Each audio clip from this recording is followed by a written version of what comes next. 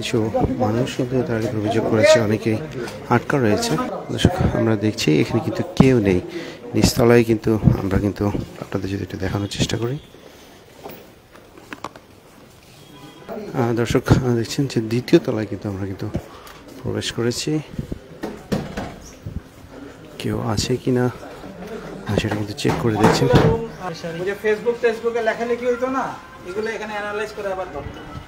দর্শক মূলত এগুলো কিন্তু অফিস, যারা আছেন তারা বলছিলেন যে এখানে সাইবারের সংক্রান্ত যে বিষয়গুলো থাকে সেগুলো কিন্তু দেখাশোনা করেন।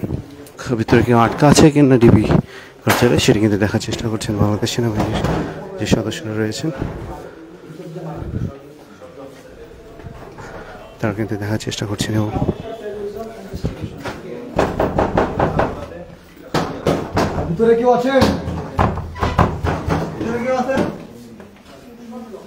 দর্শক দেখছেন ভিতরে কেউ আছে কিনা তা দেখার চেষ্টা করছেন বাংলাদেশ সেনাবাহিনীর সদস্যরা। দর্শক আমরা ষষ্ঠ তলা তো দেখলাম, এ পর্যন্ত কাউকে কিন্তু আমরা কিন্তু পাইনি, কিন্তু তারা কিন্তু চেষ্টা করে যাচ্ছেন। দর্শক সপ্তম তলাতে এসেছি, আপনারা কিন্তু দেখছেন সপ্তম তলার যে ফ্লোর রয়েছে সেই ফ্লোরটি কিন্তু লক করা রয়েছে এবং সেনাবাহিনীর সদস্যরা চেষ্টা করছেন যে ভিতরে প্রবেশ করার, কিন্তু তারা কিন্তু চেষ্টা করছেন।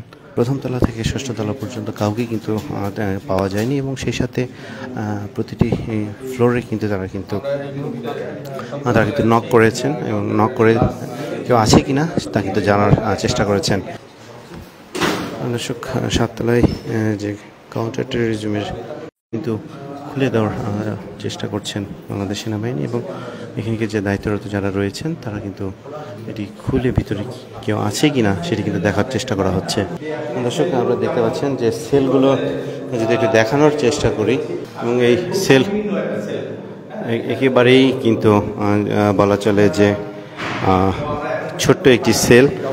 এখন পর্যন্ত আমরা কিন্তু কাউকে পাইনি এবং এখন পর্যন্ত কোনো কাউকেই কিন্তু আমরা কিন্তু পাইনি। 10 থেকে 12টি কিন্তু সেল রয়েছে, যে আসলে ডিবি কার্যালয়ে কেউ আটক নেই।